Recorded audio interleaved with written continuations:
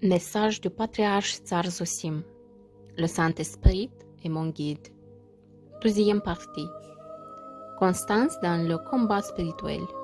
Seigneur, bénis-moi. Toute ma vie, je désirais apprendre à aimer Dieu. Ce désir était si grand qu'il a rempli mon cœur de désir d'aimer la Sainte Trinité, notre Dieu par-dessus tout, et de le servir comme personne ne le sert. Dans cet état, j'ai progressivement compris la puissance du bonheur du commandement divin d'aimer Dieu. Mais sur ce chemin, j'ai rencontré de nombreux loups manteaux et divers obstacles, et j'ai souvent été attaqué par la malice démoniaque. Notre Seigneur m'a appris comment un chrétien doit éviter les ruses du diable. Pour cela, il est nécessaire d'aborder toute question ou tout événement, en particulier les vertus ou, en général, toute connaissance de l'homme, avec une prudence modeste, c'est-à-dire en considérant que nous ne savons rien de particulier sur ce qui devrait être juste. Une telle réflexion modeste sur soi-même attire la grâce de Dieu, qui, enseigne, protège et sauve tout. Saint Ignace Brianchaninov dit clairement que chaque personne est sujette à la tentation, c'est-à-dire qu'elle est trompée par l'ennemi sur certaines questions.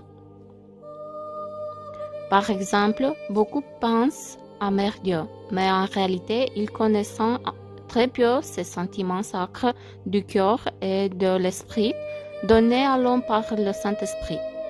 Par conséquent, chaque question spirituelle doit être abordée avec la conscience de notre manque de compréhension, mais aussi bien sûr avec le désir de savoir. Le désir même de connaissance nous rend vivants en Dieu. C'est dans ce contexte que j'ai voulu aborder la question de la confession d'aujourd'hui, car nombreux sont ceux qui, aujourd'hui, peuvent se lancer avec joie dans le combat spirituel, et démons accablés par la déception et la désillusion, et peut-être même par l'orgueil, ils quitteront la champ de bataille spirituelle. Pourquoi cela arrivait-il? À cause du manque de sentiments spirituels d'amour pour Dieu et de confiance en lui. Un homme m'a écrit une lettre dans laquelle il disait se jeter joyeusement dans le combat, mais pour moi, père spirituel, il est incapable de décrire ses sentiments envers Dieu. Mais c'est précisément là que réside la force du combat, lorsque celui-ci est renforcé par les sentiments envers Dieu, à travers le père spirituel. Car lorsque cette connexion se manifeste dans les sentiments spirituels, l'homme se fortifie intérieurement et l'ennemi n'ose pas le blesser mortellement. Les sentiments d'union avec Dieu à travers le Père spirituel qui vous nourrit sont nécessaires à la croissance spirituelle et au bonheur en Dieu. Pour une compréhension complète, je vais donner des exemples simples. Supposons que chacun d'entre vous, et même ceux qui sont extérieurs à l'Église, comprennent parfaitement que de tous les habitants de l'Empire tsariste, si l'on considère la situation d'un point de vue mondain, je me trouve dans la situation la plus difficile, contrairement aux autres. Tout d'abord, je me trouve en prison, qui est le cœur du pouvoir juif de la Fédération de Russie. Parce que nous le dénonçons pour blasphème et crime contre l'humanité, il peut faire de moi ce qu'il veut. En plus, je ne suis pas en très bonne santé. Je ne vais pas chez les médecins. Je suis très déshydratée. Et si je sors rarement au parc après y avoir marché un moment, il fait noir sous mes yeux. Je perds complètement mes forces. Mon cœur bat vite et je commence à perdre connaissance. De plus, je suis accusée de graves crimes pour avoir confessé ma foi en Christ. Et si je considère ces choses d'un point de vue mondain, rien de bon ne m'attend. Sans parler du fait que les démons ont le droit de me frapper et toute personne sensée aurait compris depuis longtemps, en voyant les actes d'un homme faible, que le Seigneur me protège par sa puissance. Ni les menaces de Juifs, ni l'emprisonnement, ni la mauvaise santé, ni les attaques des démons, ni la calomnie odieuse sur mon nom ne m'empêchant de me réjouir en Dieu, la Reine du ciel, de prononcer de nombreux sermons, de défendre le cri, ni le dénoncer les Juifs pour leurs nombreux crimes contre Dieu et contre les hommes. De plus, mon cœur brûle pour le Saint-Esprit et j'essaie de prêcher sur le Dieu vivant. Je prêche sur le baptême violé par les Juifs. Je condamne les hérétiques du patriarcat de Moscou et s'inscrivent dans la salle d'audience et je condamne les faux juges et les serviteurs juifs qui n'ont aucun lien avec la justice de l'État, étant des sociétés commerciales enregistrées en Amérique. Je dénonce également les lois blasphématoires de la Constitution qui interdisent la supériorité de l'orthodoxie, ainsi que le fait que tout cela soit dirigé par le président Poutine, un juif chabadnik, qui s'est emparé du territoire russe en se couvrant hypocritement d'orthodoxie. Ceci dit, j'ajoute un fait incontestable. Avez-vous déjà vu, cher ami, quelqu'un condamner aussi clairement les Juifs après l'assassinat de la Sainte Famille impériale? Le monde entier, on ne trouve pas une telle condamnation ni une telle défense de l'orthodoxie.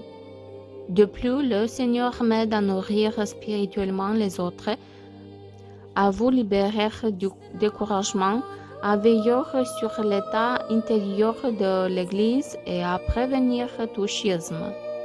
Bien sûr, dans tout cela, je suis aidé par nos frères et sœurs qui me soutiennent et ne m'abandonnent pas. Pour tout cela, je vous remercie du fond du cœur, cher ami. Mais j'aimerais dire autre chose, qui me donne la force d'accomplir tout cela, car seul l'homme se sera effondré depuis longtemps, physiquement et moralement, s'il se trouvait dans une telle situation. Tous ces faits qui nous viennent de nous ne font que confirmer ma parole concernant le Dieu vivant, le Saint-Esprit, qui me oint pour cette œuvre sainte. La miséricorde et l'amour que le Seigneur me montre à moi le pécheur seront d'abord montrés au monde entier. Car le Seigneur qui dit que le luminaire n'est pas mis sous le boiseau ne révèle la grâce que goutte à goutte, car beaucoup de choses qui m'arrivent dans la grâce. Je ne peux que difficilement les décrire, car tout le monde ne peut pas exprimer avec le mot l'action des sentiments spirituels de Dieu. Je vais donner un exemple de ce qui m'est arrivé le jour du prophète Élie. J'ai pleinement ressenti que ce jour était le mien. Ce n'était que le début des consolations. Comme le disent les saints apôtres, lorsque l'esprit de Christ nous visite, notre cœur crie à Dieu le Père, Abba Père. C'est ce qui m'est arrivé. Mon cœur a été traversé par un sentiment du Saint-Esprit. Et moi, avec une foi vivante en la grâce, je priais et ressentis de tout mon cœur que Dieu est notre Père, notre parent. Mon cœur brûlait du feu de la grâce, et le sentiment spirituel était si fort que je pouvais le ressentir. Et le monde autour de moi a cessé d'exister. Le Seigneur me donne souvent un tel sentiment d'amour pour le Père céleste. Mais en ce jour du prophète Élie, il m'a donné quelque chose de plus. J'ai senti en moi le prototype du Christ, le Fils de Dieu. J'ai été touché par la mesure de l'amour divin et j'ai ressenti dans le Saint-Esprit ce que signifiait être fils de Dieu par grâce. Cette puissance, frères et sœurs, est indescriptible. Tout disparaît autour de moi et le cœur voit Dieu et l'aime d'un amour si profond. La grâce mal élevée si haute. proportionnellement à l'amour du Fils pour le Père céleste. J'éprouvais une grande confiance en Dieu et je voyais comment la puissance spirituelle allait bientôt couvrir toutes ces hôtes, ces insultes et ces humiliations. Le Seigneur nous donnera bientôt la victoire sur tous nos ennemis. On peut parler longuement des états spirituels, mais il vaut mieux en parler en direct. Ce que je voulais surtout dire dans cette lettre, c'est que par la nourriture spirituelle et l'union spirituelle avec l'homme, chacun de vous s'unit à sa mesure à cette merveilleuse force d'amour et sera heureux. Et dans le combat, il sera invincible. Sans cette union avec le Dieu vivant, les hommes tentent de confesser le cri. Mais ils vivent dans le découragement et l'insatisfaction, dans le malheur. Ils se jettent au combat contre l'ennemi, puis s'allongent au ciel, incapables de se révéler, faute de pouvoir compter sur la puissance du Saint-Esprit vivant. De tels individus endurent jusqu'à un certain point, puis pliant bagages et partant. Je compatis pour eux, c'est pourquoi je vous écris, car chaque personne est précieuse pour moi. Ils doivent tout faire pour empêcher que cela n'arrive. Demandez-vous, mes chers, si vous souhaitez être de reconfesseurs du Christ, si vous souhaitez être de véritables soldats de l'orthodoxie. Si oui, vous devez vous nourrir spirituellement. Il ne s'agit pas seulement de m'écrire des lettres, mais de vous mettre à l'épreuve. Quel est votre rapport au sermon sur le Saint-Esprit? Les attendez-vous? Essayez-vous de les accomplir? Des sentiments spirituels surgissent-ils lorsque vous écoutez et vous nourrissez de ce moment? Et tout cela, vous devez vous éprouver, mes chers. Je vous le dis dès le début. Le Saint-Esprit ne tolère pas la paresse dans la communication avec le confesseur. Essayez donc de ne pas écrire de choses futiles dans votre lettre.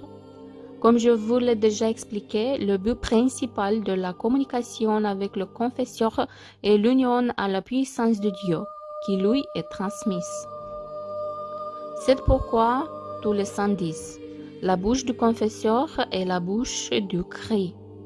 En corrigeant votre comportement et vos pensées et en soumettant votre volonté à Dieu par l'intermédiaire du confesseur, vous vous unirez assurément au Saint-Esprit.